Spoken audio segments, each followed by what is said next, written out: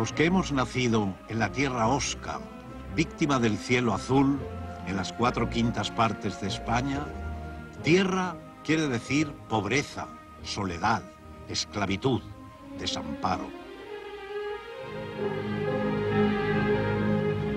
La piedra de toque de la libertad es el respeto que se tenga a la conciencia de los disidentes.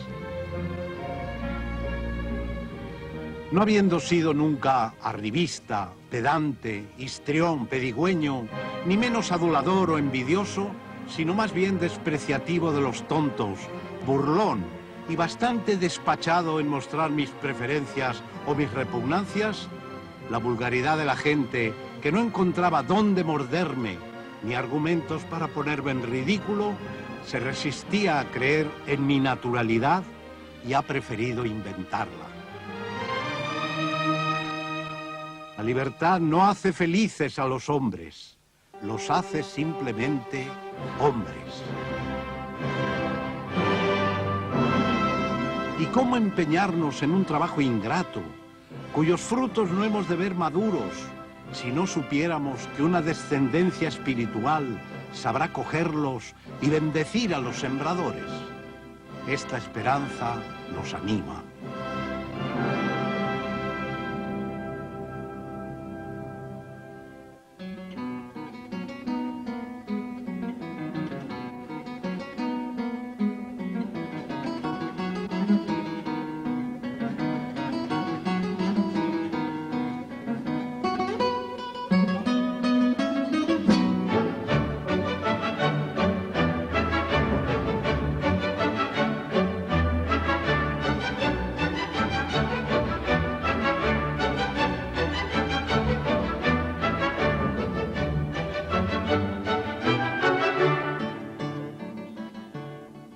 Poco después recibe el Premio Nacional de Literatura por su biografía sobre don Juan Valera, diplomático, político y sobre todo excelente escritor. En el jurado del importante galardón otorgado a Azaña, 2 años antes lo había recibido Alberti y Gerardo Diego, están entre otros Pedro Salinas y el propio Gerardo Diego, poetas de la generación de 1927 que entonces comienza a despuntar. La vida de don Juan Valera no ha aparecido impresa nunca en su integridad. En su momento, Azaña escribía, irónicamente, que no desesperaba de publicarla dentro de este mismo siglo.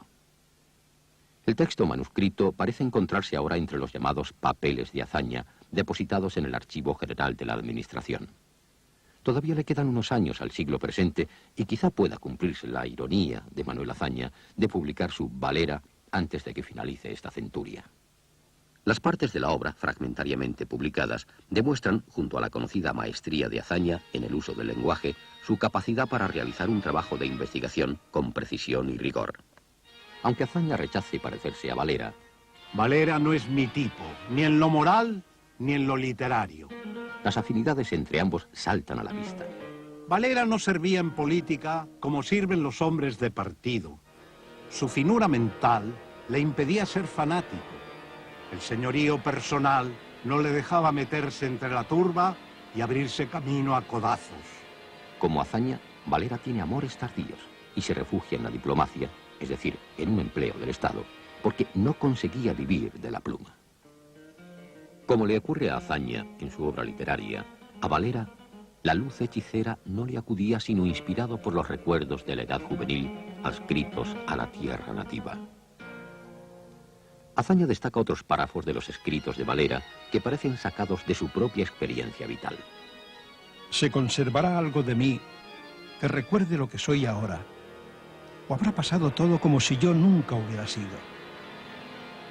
Tal vez para mí, para mi familia y para la generalidad de mis conciudadanos, hubiera sido mejor que yo hubiese cultivado en mi lugar los campos paternos, trayendo al acervo común de la riqueza nacional no unas cuantas obrillas de mero entretenimiento que a pocos divierten y que de seguro no enseñan nada, sino aceite claro, vino generoso, exquisitas frutas.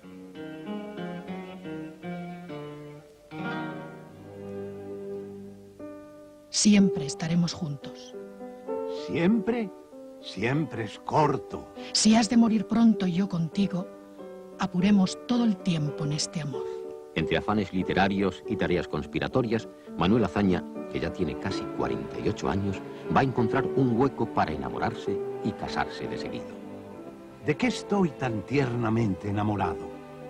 ¿Es de una graciosa persona? ¿Es del amor? ¿Es de mi capacidad de ternura que busca empleo? La graciosa persona se llama Lolita Rivas Cherif. Una muchacha contemporánea suya, la periodista Josefina Carabias, dice de ella: rubia, llenita, con melena muy corta y escasamente maquillada. Me quedé de un aire cuando acabó por declararme que a quien quería hacer su mujer era a la más pequeña de mis hermanas, a quien yo llevaba 13 años y él 24. La diferencia se nota aún más porque Lolita aparenta menos edad de la que tiene, mientras Azaña parece mayor de lo que es. Vestida con elegancia, generalmente en tonos claros, Lolita daba joven a pesar de ir siempre muy de señora. Rivas se esfuerza por hacer ver a su amigo lo disparatado del proyecto, al que también se oponen los padres de Lolita. Disparatado en el sentido exacto de la palabra, por la disparidad, con los años de uno y otra, de gustos y aficiones. No digamos ya de temperamento y de carácter, porque mi hermana estaba muy mal educada en fuerza de mimada y consentida, como una señorita de tantas. Era mi creencia que, como hombre verdaderamente superior, ella con toda su gracia e inteligente sencillez, no lo entendería. Pero Azaña ya se ha hecho a sí mismo estas y otras consideraciones aún más profundas. Desde mi conveniencia personal, es cuando menos una extravagancia, una aventura imprudente. Transformaría mi modo de vivir. Pero la dicha de revelarle el amor, siendo ella tan sensible, tan capaz, vale más que todo. No sé qué hacer. Y entre tanto divago, me atormento y me entristezco. Como en otras situaciones de depresión, Azaña va a volcar sus sentimientos en una nueva creación literaria, su drama La Corona. Escribí La Corona en febrero de 1928. Me ocupó las tardes de 20 días. Es lo primero que he hecho para el teatro. La Corona está dedicada a unas iniciales, LRC, es decir, a Lola Rivas Cherif.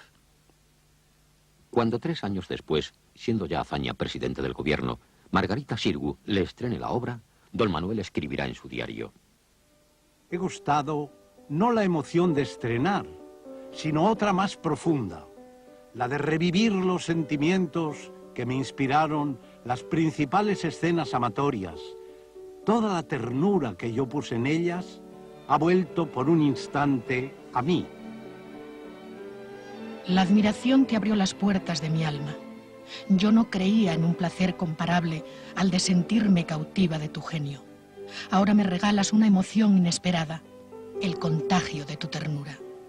Así pues, tras un breve noviazgo, contra viento y alguna que otra marea, Manuel Azaña contrae matrimonio.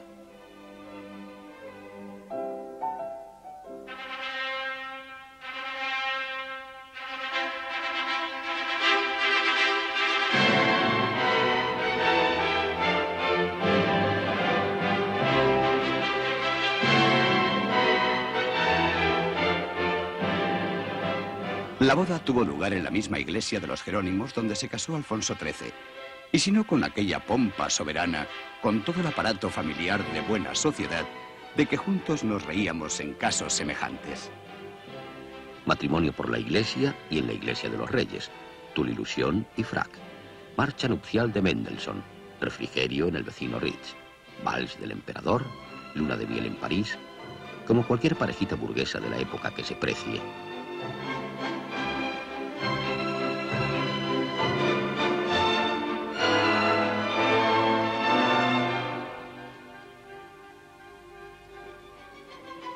Sus contemporáneos testimonian que Azaña era físicamente poco agraciado, a pesar de la prestancia y nobleza de su porte. No era guapo, era feísimo. Tal vez exageraba su fealdad porque en las fotografías quedaba peor que al natural.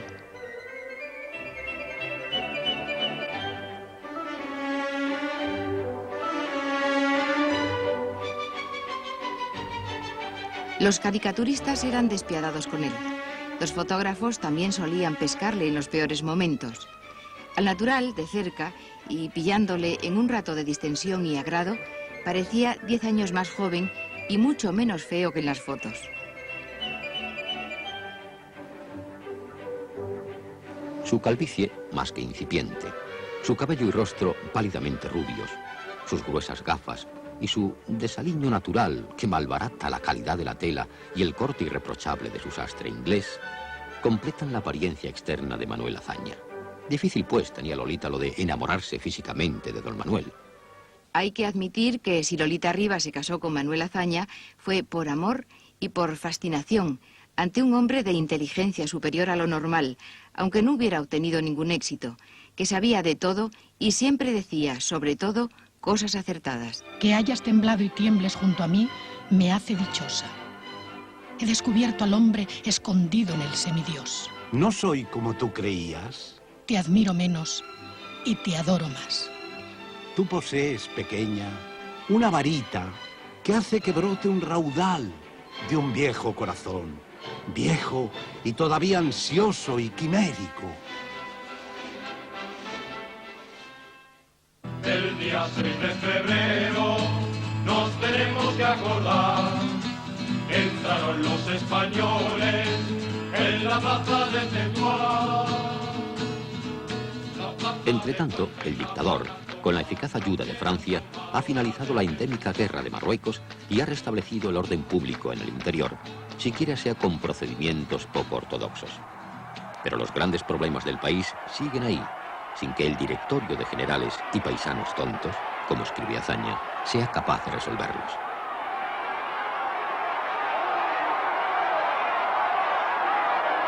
La buena voluntad de Primo de Rivera, tan grande quizá como su falta de ideas, se estrella contra la desafiante actitud de intelectuales, estudiantes, clases medias y trabajadores que desean simple y llanamente el fin de la monarquía. Abrumado por una tarea en la que ya casi nadie cree, ni siquiera los generales que le apoyaron al principio, Primo de Rivera va a dimitir. El rey confía el poder al general Berenguer, en lo que será una versión aguada de la dictadura. La dicta blanda, la llamarán los bromistas. Con la caída del dictador, la conspiración antimonárquica adquiere nuevos bríos.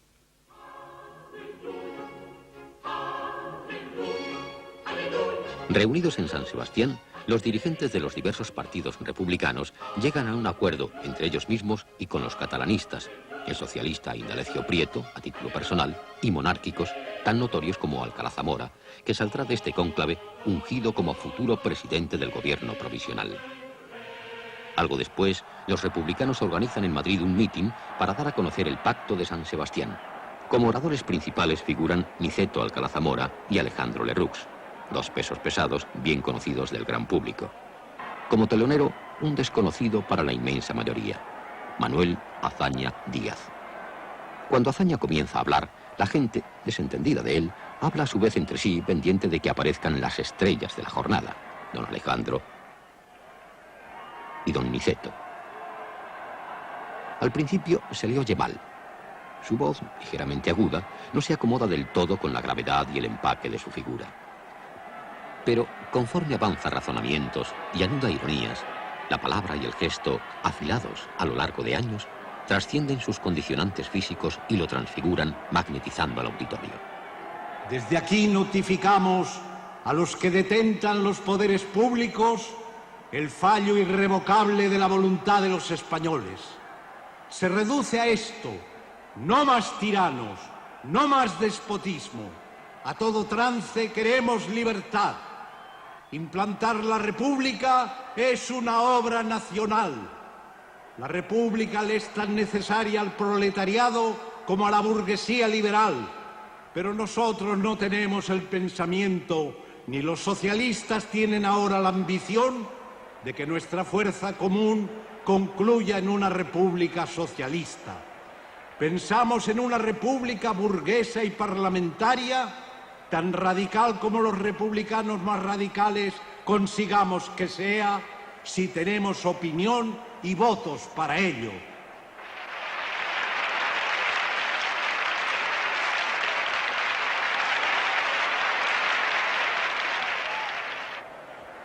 Manuel Azaña se alza sobre la mediocridad reinante y el pueblo, sabiamente analfabeto, intuye más que comprende que le habla alguien poseedor de verdadera grandeza. Todos cabemos en la República.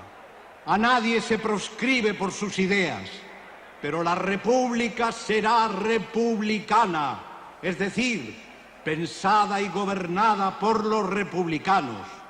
Y la República será democrática o no será.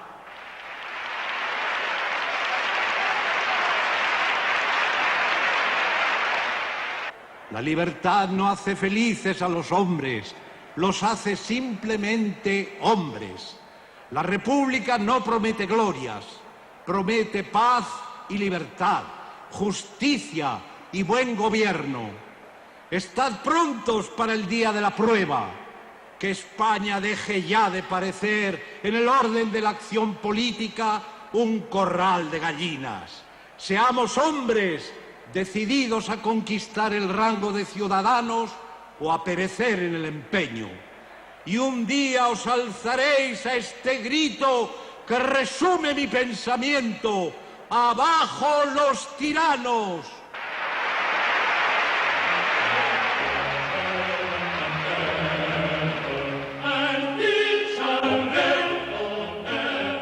Las gentes que han abarrotado la antigua Plaza de Toros, hoy Palacio de los Deportes, bajan calle Alcalá abajo.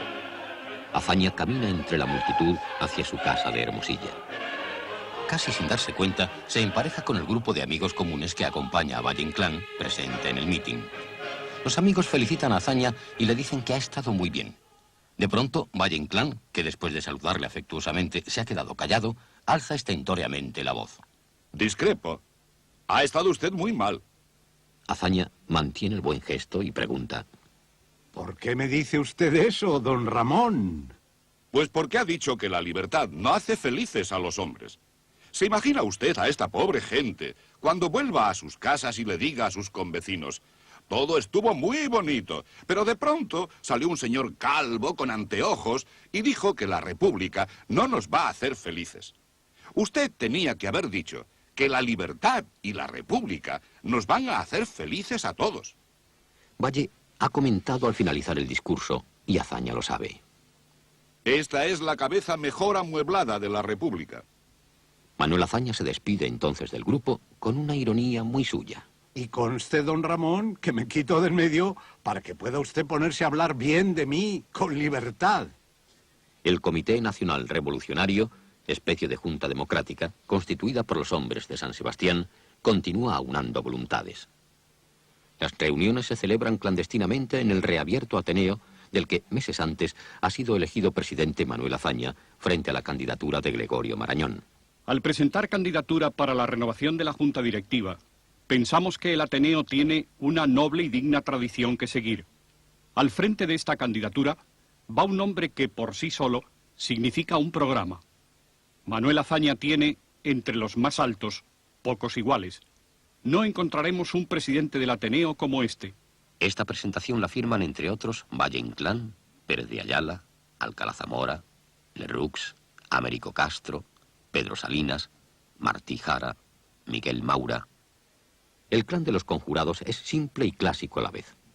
Huelga general en las ciudades, toma de la calle por las masas y, como punta de lanza, alzamiento de militares pro-republicanos en todos los lugares donde sea posible, con ocupación de los centros neurálgicos del poder. En Madrid, Palacio, el Ministerio de la Gobernación, correos y telégrafos.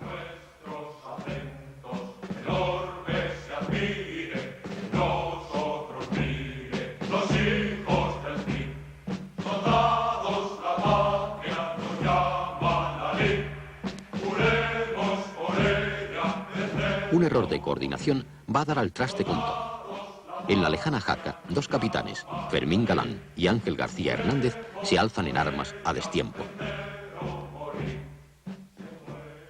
Los sublevados son fusilados sin contemplaciones 48 horas después.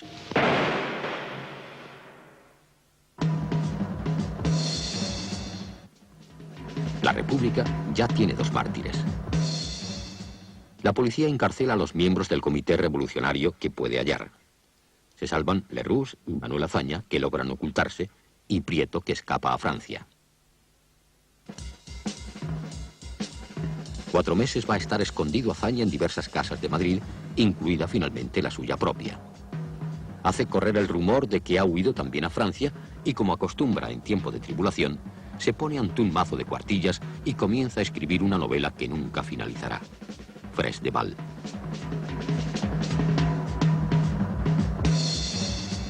Berenguer tiene que dimitir 2 meses después de haber presidido el fusilamiento de los hombres de Jaca. Le sustituye el almirante Aznar, un personaje aún más desconocido que el propio Azaña. Este, desde su clandestinidad, sigue la marcha de la situación que se presenta complicada y bastante incierta. Miguel Maura, hijo de uno de los más importantes políticos de la monarquía y ahora activísimo republicano, consigue entrevistarse con Azaña en vísperas de las elecciones municipales. Según Maura, los republicanos pueden ganar los comicios, pero, aunque así no fuese, el rey se va de todas las maneras. El desbordante optimismo de Maura choca con el frío escepticismo de su interlocutor. Con que el rey se va al día siguiente de las elecciones. Claro que se van a ganar en las grandes capitales, pero quedan los pueblos donde el secretario del ayuntamiento sigue siéndolo todo. El rey se defenderá apoyado en la mayoría de los militares, y un asalto a palacio no se hace así como así. En último término, al rey le bastaría contra nosotros con los alabarderos. Al cerrarse los colegios electorales, la calle tiene la sensación de que la República está a la vuelta de la esquina. Sin embargo, en la misma noche electoral, Azaña se decide a salir de su escondrijo para verse con Alcalá Zamora, presidente de la posible República, a quien comunica sus dudas y desconfianzas. Al día siguiente, el gobierno de la monarquía hace públicos los resultados de las elecciones. La primera parte del análisis de Azaña se ha cumplido con creces. Los votos monárquicos, obtenidos mayoritariamente en las zonas rurales, cuadruplican los de los republicanos. La segunda previsión, presunta postura de fuerza del rey, va a fallar estrepitosamente. El monarca no va a contar para una hipotética resistencia ni con el ejército, ni con la Guardia Civil, y ni siquiera con sus alabarderos.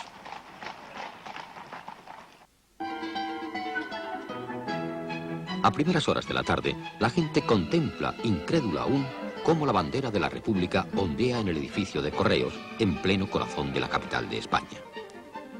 A la misma hora, Alcalá Zamora, presidente del ya inevitable gobierno provisional, pacta con los responsables monárquicos la salida pacífica del rey para esa misma noche. Cuando vienen a buscar a Azaña, al caer la tarde, para que se incorpore al gobierno provisional, recoge con fastidio las cuartillas de Fres de Val y comenta: Vaya, un mes más de encierro y terminaba la novela. En ella queda la huella de un añejo recuerdo infantil, el de Cacharro, viejo criado, casi siempre embriagado, de su casa alcalaína, que le decía: Manolito, un día oirás repicar las campanas. Y tú dirás: ¿qué pasa que repican las campanas? ¿Y sabes lo que será? Será que ha venido la niña.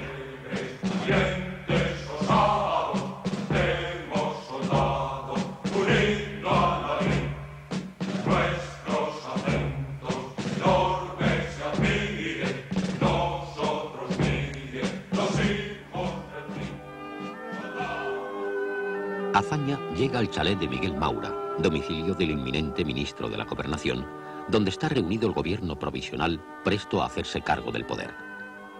Una pequeña multitud se agolpa en la calle. Algunos han logrado invadir el jardín e incluso penetrar hasta el vestíbulo. En un despacho contiguo, quienes van a gobernar dentro de muy poco discuten febrilmente mientras repiquetean los teléfonos. De pronto, la puerta se abre y una Azaña radiante anuncia: Señores, Maciá ha proclamado la República en Barcelona al grito de ¡Viva España! No es exactamente como lo cuenta Azaña, pero tampoco es este el mejor momento, entre la emoción y los nervios, para verificar las informaciones que atropelladamente llegan.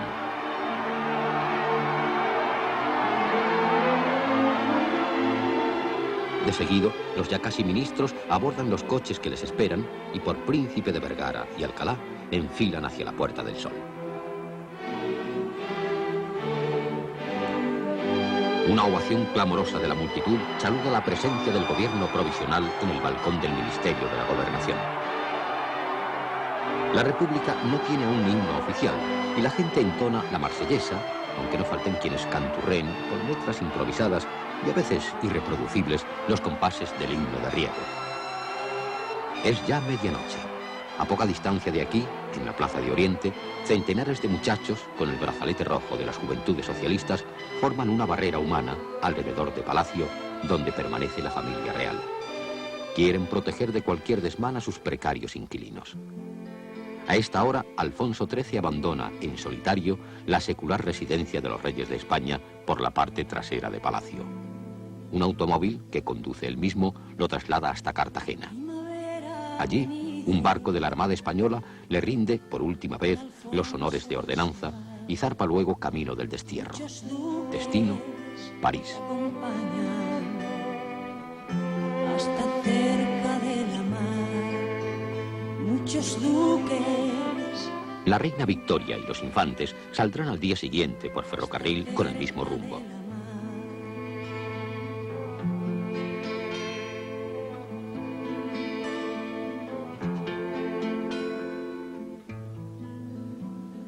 Todo transcurre sin el menor incidente. La neutralidad del ejército y la actitud de la Guardia Civil, puesta al servicio de la República por su responsable, el general Sanjurjo, facilitan las cosas. La transición no ha podido ser más pacífica. Ni un desafuero, ni un destrozo, y lo que es más importante, ni una gota de sangre. Azaña, siendo ya presidente del gobierno, lo va a rememorar en las Cortes 7 meses más tarde. Fue acuerdo unánime del Comité Revolucionario que no se tocara a las personas reales, que no mancháramos la pureza de nuestras intenciones con el acto repugnante de verter una sangre que ya, derrocada la monarquía, no nos servía para nada.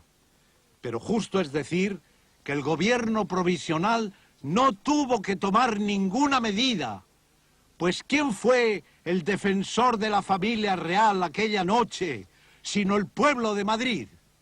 El rey ha dirigido un manifiesto al país que rezuma realismo y una cierta grandeza. Las elecciones celebradas el domingo me revelan claramente que no tengo hoy el amor de mi pueblo. Un rey puede equivocarse. Y sin duda, erré yo alguna vez. Resueltamente quiero apartarme de cuanto sea lanzar a un compatriota contra otro en fratricida guerra civil.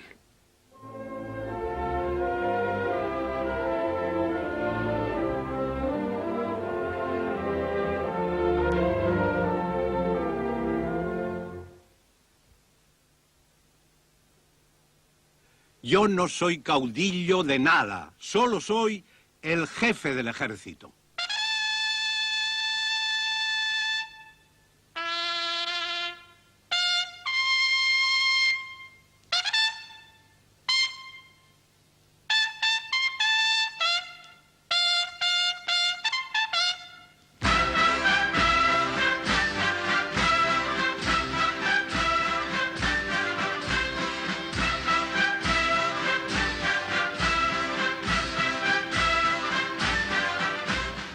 Manuel Azaña, acompañado de sus bisoños ayudantes militares, pone pie en el Palacio de Buenavista, sede del Ministerio de la Guerra.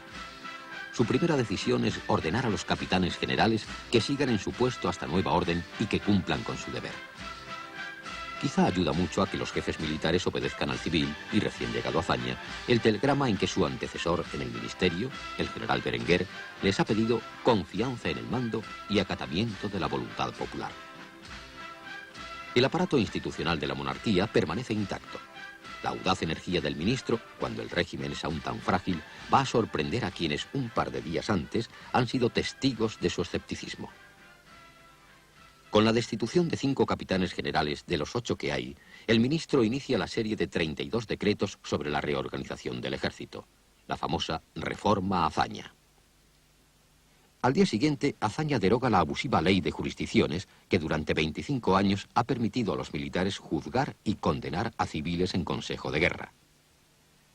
Una semana más y se promulga la llamada Ley de la Promesa. Los militares que quieran seguir en el ejército deberán firmar el texto siguiente. Prometo por mi honor servir bien y fielmente a la República, obedecer sus leyes y defenderla con las armas. 4 días después aparece el primer decreto sobre personal militar. Quienes deseen abandonar el ejército pasarán a la situación de retirados con sus emolumentos íntegros. Azaña ha comenzado lo que enemigos y damnificados llamarán trituración del ejército, y que no es sino un intento de someter el cuerpo de oficiales al poder civil, al tiempo que se acometen una serie de reformas para hacer de la institución un instrumento operativo y eficaz y reducir la sobreabundancia de jefes y oficiales. Soñaba con un ejército, el que podía hacernos falta. Las dificultades no eran de orden técnico ni económico, sino político. Día negro para la República, nacida tan pacíficamente. Elementos desmandados incendian media docena de conventos e iglesias de Madrid. Cipriano Rivas Cherif anda brujuleando por allí.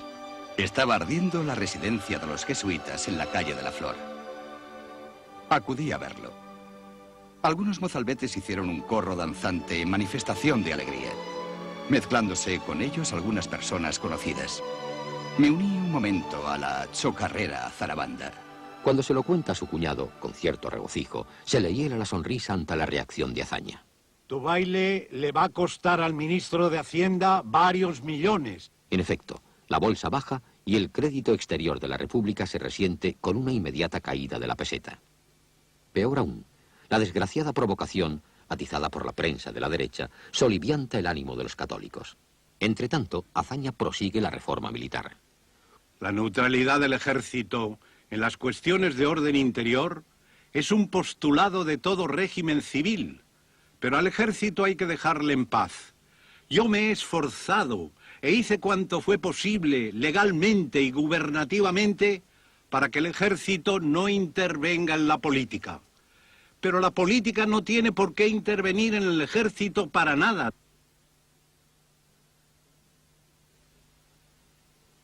Se celebran elecciones a Cortes Constituyentes. Los socialistas, con 115 diputados, son la minoría mayoritaria. Pero los diversos partidos, estrictamente republicanos, obtienen casi 200 escaños. Acción Republicana, el partido de Azaña, consigue 30. Sin embargo, las desavenencias de los partidos mayoritarios y el prestigio personal de Azaña convertirán pronto a este en el árbitro de la política republicana. 2 días después de las elecciones, Azaña suprime la Academia Militar de Zaragoza, algo que jamás le perdonará su director, el general Francisco Franco, nombrado por Primo de Rivera. Yo no quería que se enseñase a nadie a convertir un despacho oficial en patente de corso para secuestrar a los demás españoles su libertad. Por haberlo intentado, he sido el político más villanamente insultado en nuestro país. A los 2 meses de su llegada al ministerio, Azaña comienza a redactar un diario, quizás solo unos apuntes, para escribir más tarde con mayor sosiego sus memorias. El primer diario de Azaña, que sigue siendo presidente del Ateneo de Madrid, comienza así. Ayer tarde, un poco menos atareado, fui al Ateneo cerca de las 8. Metido en mi despacho, no vi a nadie más que al conserje. Arriba había una conferencia de las de mírame y no me oigas. Azaña trabaja y hace trabajar hasta altas horas de la noche. Estoy un rato en casa después de cenar. Es uno de los pocos días que ceno a hora regular. Vienen a buscarme. Me acompañan al ministerio. Innumerables visitas. Comisiones que protestan por la supresión de las academias. Comisiones que van a pedir cosas raras. Oficiales en demanda de destinos y favores. Lo que Azaña presencia desde el sillón ministerial no siempre es edificante. El general está contentísimo de mi recibimiento y no lo disimula. Por no ser menos que otros generales, me pide que traiga a su hermano a la península y que a él le reserve la dirección general de la Guardia Civil. He recibido una carta del general Mola pidiéndome que, bajo palabra de honor, se le deje ir arrestado a su casa. Me expone su situación de familia y se cree exculpado de todo cuanto se le acusa, porque no hizo sino obedecer las órdenes de los ministros. Azaña deja en libertad al general. En la primera sesión del Consejo Superior de la Guerra, los generales le exponen el disgusto de la oficialidad por la forma en que se están concediendo los destinos. Hay casos que el señor ministro no conoce. Llega a decirse que algunos destinos se han vendido. No creía yo que hubiese oficiales capaces de hacer eso. Aquí, como en todas partes, hay gente capaz de venderlo todo. El general Gil Juste le habla también del descontento por la fusión de escalas. Eso es lo más grande que ha hecho el ministro. Alocución del general Franco a los cadetes de la Academia General con motivo de la conclusión del curso. Completamente desafecto al gobierno, reticentes ataques al mando, caso de destitución inmediata si no cesase hoy en el mando. Le paso la locución al asesor para que vea si hay materia punible. Disciplina, que reviste su verdadero valor cuando el pensamiento aconseja lo contrario de lo que se nos manda, cuando el corazón pugna por levantarse en íntima rebeldía, o cuando la arbitrariedad o el error van unidos a la acción del mando. Esta es la disciplina que practicamos. Poco después, Azaña recibe al general Sanjurjo. Hablan de Franco y de su discurso a los cadetes. No es que sea un Napoleón, pero dado lo que hay... ¿Cree Sanjurjo que Franco está molesto por la supresión de la Academia que ya se intentaba en tiempo de Berenguer? Como a un chico a quien le quitan un juguete. Me habla de que le ha escrito Franco sobre este asunto y que le ha contestado que es preciso resignarse. También está molesto, le digo yo, por la revisión de ascensos. Sí, también por eso, responde un poco inseguro. 2 días después, Azaña firma el texto de la reprensión al general Franco que el gobierno ha aprobado el día anterior. En su diario escribe: este asunto puede traer consecuencias. Azaña se ha dado perfecta cuenta de que el joven general es un peligro. En su diario anotará también 3 semanas después: recibo información de los manejos del general Franco y de Orgaz. Franco es el más temible. A la semana siguiente recibe por segunda vez a Franco, que ya le había hecho, al cesar en la academia, la visita protocolaria. Recibo muy bien al general. Le digo que me dio un disgusto con su proclama y que no la pensó bien. Pretende sincerarse un poco hipócritamente. Le aconsejo que no se deje traer y llevar por sus amigos y admiradores, porque en la vida pública no se es lo que uno quiere, sino lo que los demás se empeñan en hacer de uno. Hace protestas de lealtad y aunque le han buscado, ha dicho que respeta al régimen como respetó a la monarquía. Me hace una gran defensa de la Academia. Azaña intenta un sutil acercamiento a Franco. Como yo le dejo entrever que cambiando las circunstancias del momento le sería grato utilizar sus servicios, me responde con una sonrisita. ¿Y para utilizar mis servicios me ponen policía que me sigue a todas partes en automóvil? Habrán visto que no voy a ninguna parte. En suma, me doy cuenta de que estas gentes son el otro ejército que casi he disuelto por la desbandada de los generales. Salvo Queipo, todos deben creerme un demonio, un entrometido, un demoledor. Y si se comprimen, es por disciplina y respeto. Sanjurjo, Cabanellas, Mola, Queipo de Llano y Franco encabezarán la rebelión contra la República que desembocará en la guerra civil. Godet y Gil Juste también se sublevarán. Todos ellos han firmado voluntariamente la promesa de servir bien y fielmente a la República.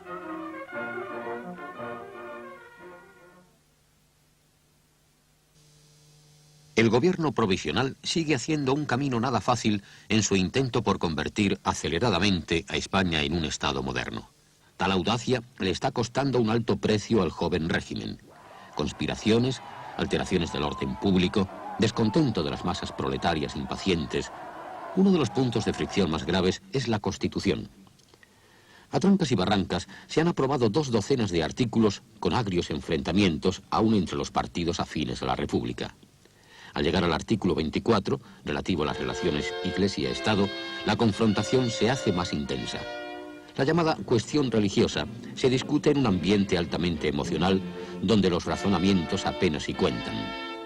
Todos, incluso parte de los católicos y la propia Roma, aceptan, de mejor o peor grado, la necesidad histórica de separar las funciones de Iglesia y Estado, como es norma desde hace tiempo en casi toda Europa. La disensión se centra en cómo instrumentar este principio. El presidente de la República, católico oficial, que también preside el gobierno provisional, viene amenazando con dimitir si se aprueba el artículo 24 en la redacción propuesta. Conversamos ligeramente sobre el asunto del día, lo que podrá ocurrir en las Cortes al votarse el artículo 24. Ya se sabe que los socialistas mantienen el artículo como está en el proyecto. Miguel Maura, otro católico y ministro de la Gobernación, anuncia que dimitirá como Alcalá Zamora si se vota el artículo 24 tal y como está. Azaña intenta disuadirle. Maura no escucha a nadie. Yo estoy muy disgustado porque pueden ocurrir desastres. Quizás sea este el último consejo que celebremos, dice Maura. Hoy es martes y 13, comenta otro riéndose. Yo tengo, en el fondo, una gran indiferencia por la hechura que se dé al artículo si al menos se consigue evitar el precepto de la expulsión de todas las órdenes religiosas, medida repugnante, ineficaz y que solo encierra peligro. Me parece mal desalojar de silos a los benedictinos, no porque la comunidad haga cosas estimables, sino por lo que es la abadía en la historia de España. Y otro tanto siento del Escorial. También se me antoja estúpido que vayamos a cerrar conventos de monjas por esos pueblos de España. Por la tarde, Azaña viene a las Cortes, donde va a votarse el artículo de Marras. La cuestión está al rojo vivo. Al terminar su intervención, el último orador, Azaña pide la palabra. Solo ha hablado hasta ahora un par de veces en la Cámara y muy brevemente. Se hizo un silencio enorme. Cuando me puse en pie, la tensión subió. Todos los escaños se poblaron. Al pie de la tribuna presidencial se arremolinaron muchos diputados. Como siempre que rompo a hablar, yo estaba absolutamente sereno y tranquilo. Hubiera podido entretenerme en decir chistes. Los diputados creen probablemente que Azaña va a hablar sobre alguna cuestión relativa a su ministerio, el de la guerra. Pero tras una precisa introducción que enmarca el asunto, Azaña dice: España ha dejado de ser católica. El problema político consiguiente es organizar el Estado en forma tal que quede adecuado a esta fase nueva e histórica del pueblo español. La famosa y aventurada frase, dicha así, sin matizar, como hace enseguida Azaña, resuena como un trayazo en el hemiciclo. Durante años será abusivamente utilizada por la derecha reaccionaria para atacar sañudamente a Manuel Azaña. Servirá incluso como una de las justificaciones de la futura guerra civil. Azaña continúa entre murmullos dispares. Yo no puedo admitir, señores diputados, que a esto se le llame problema religioso.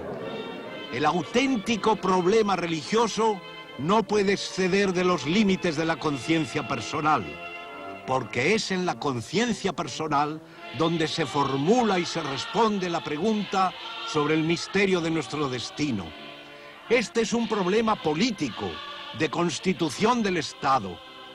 Desde hace siglos, el pensamiento y la actividad especulativa de Europa han dejado por lo menos de ser católicos.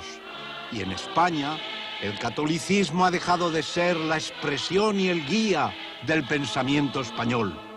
Este razonamiento, considerado en su época belicoso y provocador, difícilmente sería rechazado hoy por la mayoría de los católicos. Azaña prosigue su implacable alegato. Que haya en España millones de creyentes, yo no os lo discuto. Pero lo que da el ser religioso de un país, de un pueblo y de una sociedad, no es la suma numérica de creencias o de creyentes, sino el esfuerzo creador de su mente, el rumbo que sigue su cultura. Hábilmente, pero con rigor y franqueza, Azaña dibuja la mejor solución desde su punto de vista. La cuestión apasionante por el dramatismo interior que encierra es la de las órdenes religiosas. Nosotros tenemos de una parte la obligación de respetar la libertad de conciencia, pero tenemos también de otra el deber de poner a salvo la República y el Estado. Criterio para resolver esta cuestión, a mi modesto juicio, es el siguiente. tratar desigualmente a los desiguales. Y yo encuentro en esta redacción del dictamen una amplitud que no puede ser mayor, porque dice disolución de las órdenes que en su actividad constituyan un peligro para la seguridad del Estado. ¿Quiénes son estas? ¿Todas o ninguna, según quieran las Cortes? Yo me digo, es que para mí son lo mismo las monjas que están en Cebreros, o las Bernardas de Talavera, o las Clarisas de Sevilla, entretenidas en bordar acericos y en hacer dulces para los amigos de los jesuitas. ¿Es que yo voy a caer en el ridículo de enviar los agentes de la República a que clausuren los conventos de estas pobres mujeres, para que en torno de ellas se forme una leyenda de falso martirio y que la República gaste su prestigio en una empresa repugnante? Quizá los católicos inteligentes y, por supuesto, el nuncio Tedeschini están rezando para que salga adelante la propuesta de Azaña. Pero tal vez, al oír lo que sigue, vuelvan a torcer el gesto. Pero en ningún momento, bajo ninguna condición, en ningún tiempo, ni mi partido, ni yo en su nombre, suscribiremos una cláusula legislativa en virtud de la cual siga entregado a las órdenes religiosas el servicio de la enseñanza. Esta acción continua de las órdenes religiosas sobre las conciencias juveniles es cabalmente el secreto de la situación política por la que España transcurre. ¿Permitiríais vosotros que un catedrático en la universidad explicase la astronomía de Aristóteles y que dijese que el cielo se compone de varias esferas a las cuales están atornilladas las estrellas? La sombra de sus años escurialenses, de su crisis religiosa de juventud, planea sobre las palabras. ¿Permitiríais que se propagase en la cátedra de la Universidad Española la medicina del siglo XVI? Pues yo digo que en el orden de las ciencias morales y políticas, la obligación de las órdenes religiosas católicas, en virtud de su dogma, es enseñar todo lo que es contrario a los principios en que se funda el Estado moderno. Quien no tenga la experiencia de estas cosas no puede hablar. La intervención de Azaña, uno de sus mejores discursos parlamentarios, levanta en las Cortes y luego levantará en la calle una oleada de admiración y de entusiasmo. Y también los más feroces ataques por parte de sus enemigos. El discurso me salió bien, como una seda, y fui midiendo el efecto que hacía casi palabra por palabra. Azaña ha agravado aparentemente el texto constitucional. A la prohibición de ejercer el comercio y la industria por parte de las órdenes religiosas, ha añadido la de impartir la enseñanza. Al tiempo, ha propuesto la disolución inmediata de los jesuitas que se dejaba para una ley posterior. Las consecuencias efectivas del futuro artículo 26 de la Constitución serán que los religiosos, aunque vestidos de paisano, mantendrán abiertos la mayoría de sus colegios. Por su parte, la polémica Compañía de Jesús cargará con una nueva proscripción sobre las muchas que ha soportado durante casi 2 siglos. Desde su expulsión por Carlos III y otros monarcas europeos, hasta su disolución por el mismo Papa de Roma. Arrojando como carnaza a los jesuitas, especialmente mal vistos por la opinión pública, Azaña salva al resto de las órdenes religiosas y, sobre todo, resuelve una peligrosa situación para la República. Todos los diputados vinieron a felicitarme al Banco Azul, menos los radical socialistas y los vasconavarros. Don José Ortega me dijo que no había oído nunca un discurso parlamentario mejor. Prieto, que yo los había llevado con el pico de la muleta y que le habían dado ganas de echarse en medio del hemiciclo a decir blasfemias. Todos estaban contentos. Yo también lo estaba, porque había acertado con lo que quería y porque había pasado un rato muy divertido. Azaña, recreándose en la suerte, se ha alzado sin lugar a dudas con el liderazgo de la República y ha salido del Congreso ungido como virtual presidente del gobierno.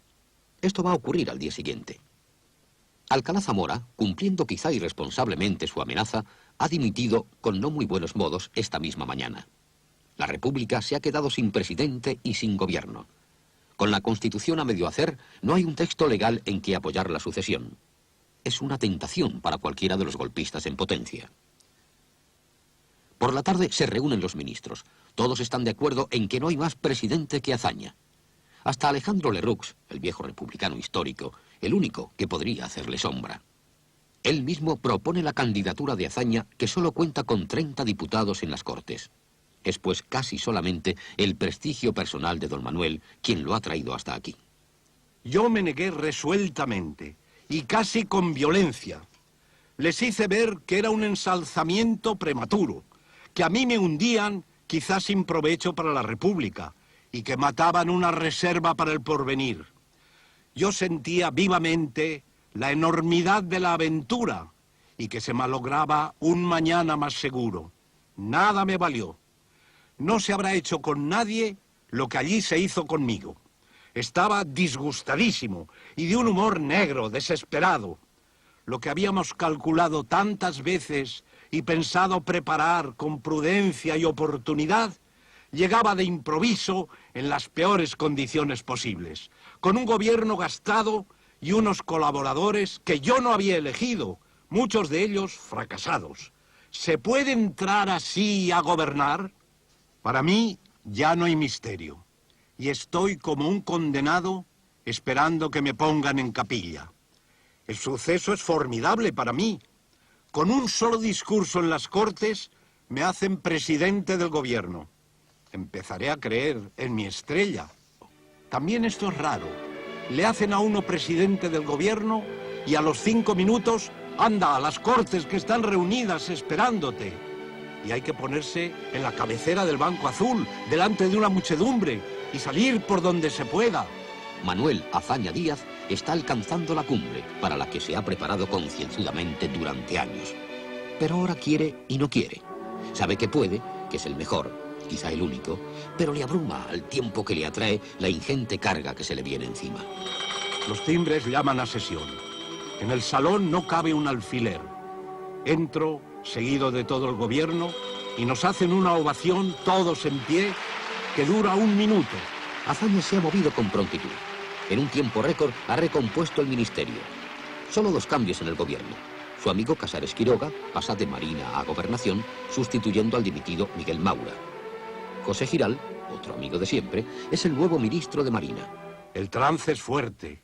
Mi única emoción en estos momentos es un poco de susto al pensar si acertaré a decir un discurso digno. Un susto como el que tuve al examinarme de primero de latín. Sin un solo papel, como siempre, Azaña va a hacer algo más que un discurso digno. El segundo en solo unas horas. El primer presidente del gobierno de la República, nuestro insigne y querido amigo y compañero, señor Alcalá Zamora, ha creído, después del resultado de la votación de ayer, que se le creaba una situación insostenible. En cuanto él estimaba que había quedado rechazada su concepción de lo que debía ser la marcha política. Todos nuestros esfuerzos para convencer al insigne patricio señor Alcalá Zamora de que debiera continuar dando a la cabecera de este banco ese enorme ejemplo de sacrificio que venimos dando desde hace 6 meses, han resultado estériles. El señor Alcalá Zamora ha puesto al servicio de la causa nacional todo lo que un hombre puede poner a la disposición del interés público. Y después del elegante y hábil elogio a quien hace solo unas horas ha acusado a Azaña de traidor, el gobierno se propone colaborar con las Cortes para el más rápido voto de la Constitución. Yo, una vez más, ruego a los señores diputados que presten no al gobierno, sino a la República el inmenso servicio de no embarazar los debates parlamentarios, procurando poner pronto en franquía la Constitución. Azaña va a subrayar también algo que le importa mucho. Y aunque este ministerio parezca tener y tenga su vida limitada a la duración del debate constitucional, no es un gobierno interino, no es un gobierno provisional, no es un gobierno transitorio. Nosotros gobernamos con la firmeza, la seguridad, la lealtad y el horizonte tan abierto como si la larga obra de la República dependiera de nuestra suerte. y finaliza con un toque de firmeza que los diputados puestos en pie acogen con el aplauso más estruendoso de toda la jornada. Jamás, señores diputados, en mis manos la autoridad del poder público quedará disminuida. Jamás en mis manos el gobierno de mi país será objeto de vilipendio, ni de mofa, ni de desprecio. Jamás en este ministerio habrá una flaqueza para servir al bien público. La República es de todos los españoles. ¡Ay del que intente alzar la mano contra ella! Cuando Azaña termina de hablar, los parlamentarios lo estrujan literalmente. Yo no sé si he estado bien o regular. He procurado hacer grandes elogios de don Niceto para que le aplaudan. Después de la sesión, ha ido todo el gobierno con Besteiro a visitar a don Niceto. Estaba muy risueño y algo impertinente. Como Prieto aludía a las creencias y a su compatibilidad con la Constitución, don Niceto ha dicho: Le conocía a usted como blasfemo, pero no como definidor de dogmas. Al día siguiente, justo cuando la República cumple 6 meses, Manuel Azaña promete su cargo como jefe del gobierno, en el que conserva la cartera de guerra. Tomé posesión el día 15 por la mañana, sin ceremonia, según convinimos, y un rato antes de reunirse el Consejo de Ministros. En las Cortes no había calefacción y Azaña ha cogido un fuerte resfriado. Me quedé helado en el banco azul. Tengo mucha tos y ronquera. ¿De qué depende la suerte de los hombres y de los pueblos? Si hubiera ido más a prisa el enfriamiento y hubiese estado el día 14 como estoy desde hace 3 días, no hubiera podido hablar. ¿Qué habría pasado? Pero esto se deja para los filósofos de la historia.